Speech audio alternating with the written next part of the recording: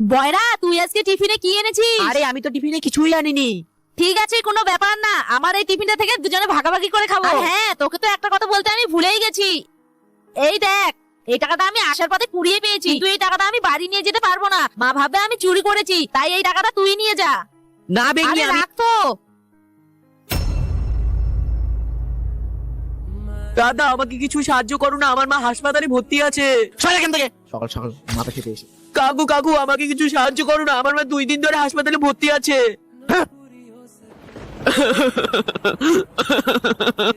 এখন আমার মায়ের কি হবে? আরে এটা বয়রা না? এখন আমি আমার মায়ের চিকিৎসা কিভাবে করব? আমাকে তো কেউ সাহায্য করছে না। বয়রা তো ওখানে কাঁদছে, কিন্তু আমার কাছেও তো কোনো টাকা নেই, আমি কিভাবে ওকে সাহায্য করব? হ্যাঁ, কাজ করি, আমি এই সাইকেলটাকেই বিক্রি করে দিই, আর বাড়ি গিয়ে বাবাকে বলবো সাইকেলটা চুরি হয়ে গেছে।